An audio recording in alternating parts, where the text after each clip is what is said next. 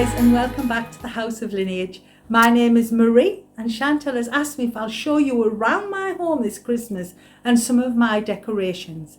I want to start in this room and talk about the Christmas arch that stood behind me.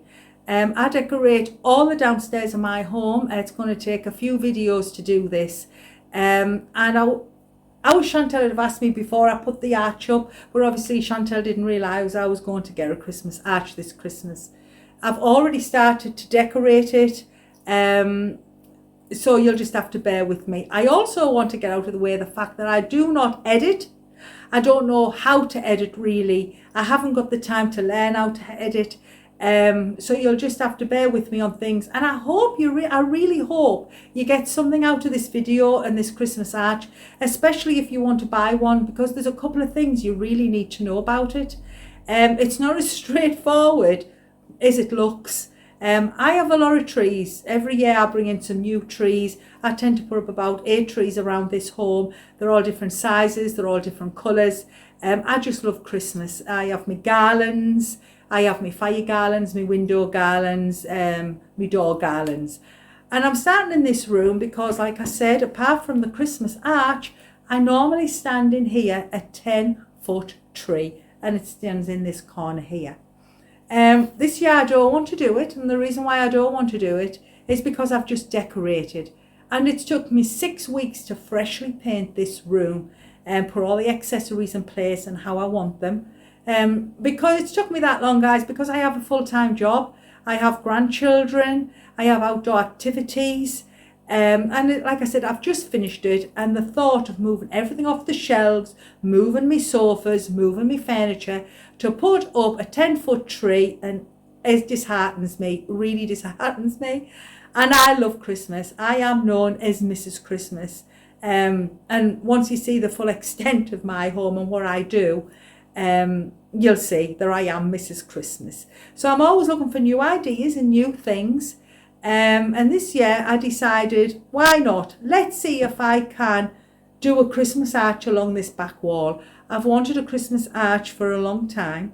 I could never justify the price because, like I said, I have so many other Christmas trees, and I bring in different Christmas trees every year. And it's all getting a bit full in this house, a bit clustered.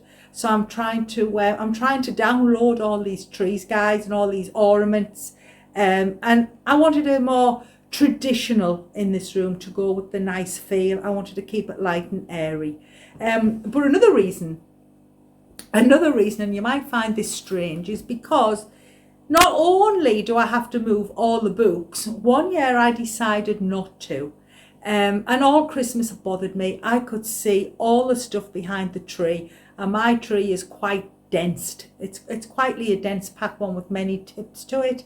But I could see all the whiteness through it. I just didn't like it, guys. I couldn't wait to get the tree down. But another reason why I have to remove all the books is because of the creepy crawlies, namely spiders.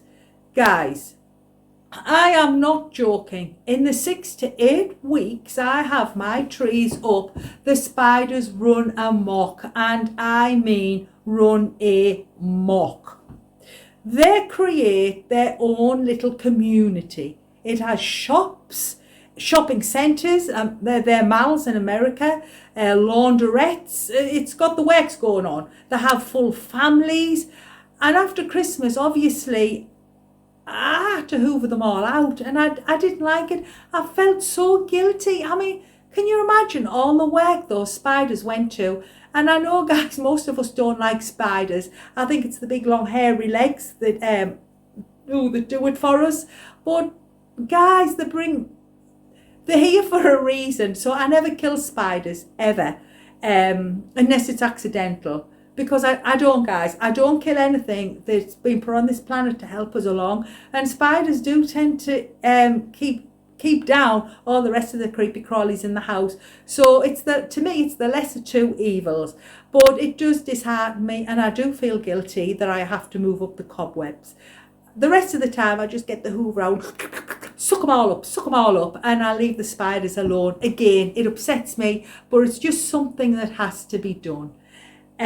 So yeah, I've gone for a Christmas arch.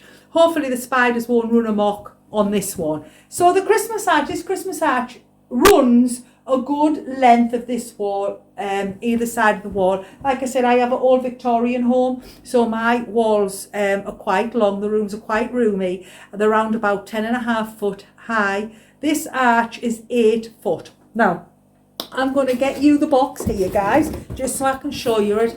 I couldn't get a good, like I said, I couldn't get a good angle on the camera to show you the whole of this arch, and it's a shame, but later on I am going to show you this room fully complete when I've finished decorating the arch and everything else, so you can see the benefits of it. I think that's important. But here we go, it's an 8 foot arch. Now, this arch is square on the top, and this is the bit I really want to talk to you about. I knew how this arch was going to be because I'd seen it in real life. This arch doesn't look like this in real life. It doesn't go straight across like this. So if you're looking for your home to go straight across the top of your standard walls, which obviously are like this unless you've got an arched doorway, it's not going to work, guys. Yes, you are going to get one for your 8 foot ceiling, but it's not going to be straight. It's going to be arched. You might not like it. It looks like an arch going into a garden. But there we go. I'll put this down to explain a bit further, because I think I'm losing track here. Anyway, so I'm going to go straight on to show you the instructions, because it's really important, guys, that I show you this so you can understand what I mean. I'm hoping I'm going to explain it right. But we'll see. Hopefully you'll get what I'm talking about. Right, so as you can see, this is, don't take any notice of that. It tells you nothing. It really doesn't. This here are the instructions. And like you see, the top of this tree is arched. And that's exactly what it is like when it's up. However, these pieces do not come out of the box like this. These two do. And they're a lot bigger than this. It's been scaled down for the photograph. But these two pieces do not look like this when they come out of the box. These two pieces are identical to these two pieces. I know I was thinking the same thing, so I know you're thinking that's impossible if it goes round. It's not impossible. It's the piping that does it. The tree, it doesn't bend. It doesn't bend. It's the pipe inside. But still, these bits don't go like that. So when they look like these, so it took me a while. I actually thought I was missing two pieces, and my husband actually come in the end to try and work it out. And like I said, I'm used to putting trees up now for 40 years, and I have a lot of different trees in all different styles. Make sure when you put the first pieces in, I'm just going to move here to the right of me. They come on these little connectors. You've got two of them, and they go into the first stalks. So the stands are the same as a traditional Christmas tree, and then you put your first Christmas tree pole in like you normally would. It's the ones that go into a V. You've got two of them. You know what those are because they've got the protective covers. And then obviously after you've done that, you stabilise it to how you want it. I've found out that these really do go into it, but I don't really use them. They're there, but I don't really tighten them up. I found that it makes very little difference to me. The trees have never toppled over. So it's the second and the third tree bits that cause the trouble. So what you need to do is when you put these first two in, make sure the branches, instead of opening the branches once it's all correct, open these top branches, flatten them out, and then flatten this one out and flatten this one out. And the reason why, it's because the pole of these ones are different than these two. The poles that come out of these, even though the tree's like that, the poles come out. So the tree's like this, like your finger straight up, let me see. And then the pole comes out like that. It's the pole that's arched, not the tree. And you don't see that pole because that pole's about so long and it's hid within all the flocking, so you don't see it. So remember to separate it, guys. It'll make life so much easier, because I did think we were missing. I was furious thinking I was going to have to send this arch back. And then it comes with a little connector that comes in the middle. It's around about 3 to 4 inches wide, and it does arch. That does arch. It goes up. It does arch. It connects into the poles. You slot them in, and here presto, we have one arch. So let me put this down. I want to talk about this tree. And I'm calling it a tree because, like I said, you're getting two for the price of one. They reckon you can stand it outside. I'm not going to do that. I might get another one to do that, but it won't be this one. It's lightly flocked. In fact, it's better than lightly flocked. It is beautiful. This is everything I'd hoped in an arch. I'd wanted one, like I said, for a few years. They come in all different sizes, all different styles, arches. They come in the round. You can see them up round. They also do come with a square top. So I like to visualize things. I like to go into a shop and I like to see it. And this is where I saw this arch in B&Q. It was retailing at the time for £122. But I couldn't justify buying one because I had so many Christmas trees. In fact, the very first year that I seen this tree, I'd already bought an extra 3 trees for around my home. Like I said, I squash them in. And my husband was with me, and I thought, not that he cares, my husband, I can have anything. But, you know, another tree, where am I going to put it? What am I going to do with it? Don't just buy it because I like it. And this arch was originally going to go at the bottom half of my kitchen. I have like a kitchen, then I have the dining rooms off the kitchen, and it's arch, it's on split level, and I was going to have that running across it. But anyway, I've decided I'll put it against the back wall. Give it a try. If I don't like it, I thought I can just whip it down and whip it where I want it and think of something else for this room. It is 8 foot high, but remember guys, like I said, at the top, when you put it up, think of your own wall and your own space. And I know guys, you'll get your tape measure out to measure your wall. That's not the problem. It's also what I never thought. In fact, it was my husband that said it might be a good idea to mention it to you. And he's right. He is so right. By the time you fluff the top of it out, it comes to, you can put another half a foot onto it. Obviously it comes, you fluff it out at the bottom, you fluff it out at the top. So all in all, you're getting an extra foot. So remember, on top of the 8 foot, you've got an extra half a foot. You're looking at 8.5 foot. Standard ceilings in modern houses are around about 8 foot. Mine are 10.5. And it comes way past my top picture rail. So yeah, I just wanted to point that out. Also, again, with the width of it, it is 6 foot nearly wide. And then you're adding on another half foot either side when you fluff it out and bring your branches out. So again, guys, remember to add those into your measurements and allow for that footage when you're doing it. If you've got children, like most of us do, I have 3, but they're up now. Obviously, if you've only got the one reception room, I have 2. Think of the flocking. The kids start pulling on it. If you've got animals, especially a cat, the flocking's going to go everywhere. You're going to be forever hoovering up because the flocking does get everywhere. It goes into your soft furnishings.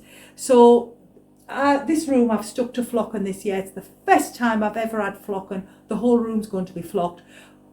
But my grandchildren are not allowed into this room. I collect antiquities and I have a lot of glass and normally in this room and things like that. So obviously for their own safety, they're not allowed in this room, plus my precious ornaments.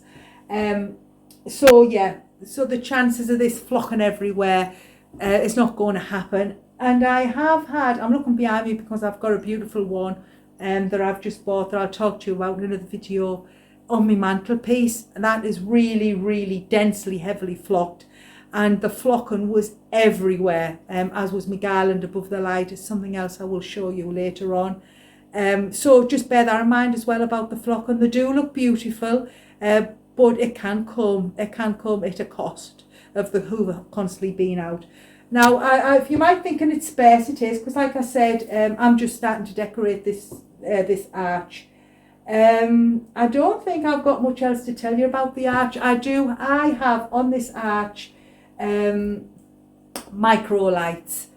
The traditional lights that normally go into my normal tree that stand in the corner are obviously packed away with that tree, and I'll have to still get, I haven't saved any work guys, I still have to get the trees out because I put things in the boxes, so I still have to get it out. But anyway, yeah, so and I've decorated in all whites and ropes. I do like the Nordic feel, so I thought I'd tell you about that. I know I've twittered on, guys, but I really wanted to show you this arch because it's something different instead of the traditional Christmas tree. Like I said, you do get two for the price of one. So if you whip off the two top bits, you've got two tall bits. You can use it for a wedding. You can use it outside your home. Obviously the separate once the top's off. And you'd have to take the top off because of the poles.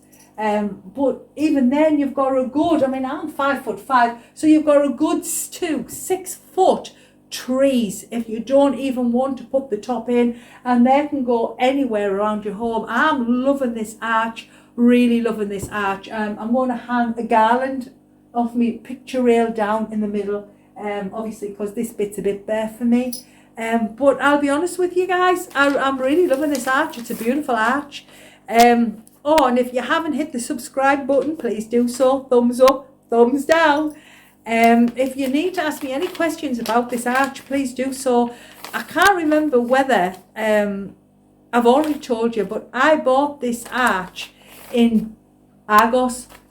It was £170, £50 more than the £122 that it actually was when I first seen it in B&Q. And B&Q are still out of stock of this item. But like I said, I have seen it in real life, so I did know that the arch went arch and it didn't go flat. These arches come in all different colours, like I said, all different sizes, all different price tags. I've seen them up to £3,500, guys. Yeah, £3,500. Imagine all the Christmas trees I could have for that. The world is my oyster with that one. But I wouldn't pay £3,500 for a Christmas arch, but a lot of people would. And that's good because, like I said, some of them are magnificent. They're absolutely beautiful. But I'd have nowhere to put an arch that size. Maybe in my garden, but it's never going to happen. Right, guys, I think I've explained everything to you. I'm going to see now if I can lift the camera up a bit on this silly stand to show you around the arch. But in the next video, I am going to show you the room fully dressed. I am going to put a small tree up here. It's a 5 foot half alpine. It's just like a diamond on the top, like a small Christmas tree on a stalk. That is also flocked, and I'm going to stand it in another corner. I'm not sure yet, but I'll work it out. But then I'll show you the whole room, guys. Obviously, I'm going to have someone to help me on that one. But here we go, guys. So there's the top of the arch. Let me bend the camera this way. It goes all the way down, all the way down, all the way down, right the way down. And I don't know whether you can see that. I don't think you can, guys. I don't think it's going to be good enough to the feet. But that's something, guys, I am going to show you in this room. When the room is finished, I will give you a full tour of it because it's not fair, guys. You can't see it. However, Christmas is plodding on, and I really needed you to see this arch before you went out and bought one, because the reviews, especially on the B&Q site, even though they can't get an arch there, so that must have been for a good 3 years ago, just explaining, like I said, remember, if I try and put these two together, because I do really want to make sure, I mean, I know you understand this, but I don't want you to forget what it was like. If I put these both together, there we go. We have the square arch and a round arch. This arch is an arch top, like you get in the garden. It's properly arched, like the instructions. But the box tells a different story. And that's the issue here, guys. That's the real issue. So I don't know, maybe their Photoshop department or whatever they do can maybe do something about that for future use. I already knew, like I said, guys, because I'd seen this in real life. And there we go. Yeah, it's a lovely dense tree, and it does have nearly 2,000 tips. Just let me tell you that, guys, before I go. It has nearly 2,000 tips, and that's really good for a Christmas arch. It's really good anyway for any tree. But there we go. Anyway, guys, I'm going. I have my little doggy to see to. Yeah, so take care, guys. Hopefully I'll see you in the next video. please forgive me for the badness of the video. I know I've just waffled on. It's my first time I've done a video, but I did want to show you this arch. Hopefully the next one won't be as bad as this one. Thanks guys. See you in the next one. Bye.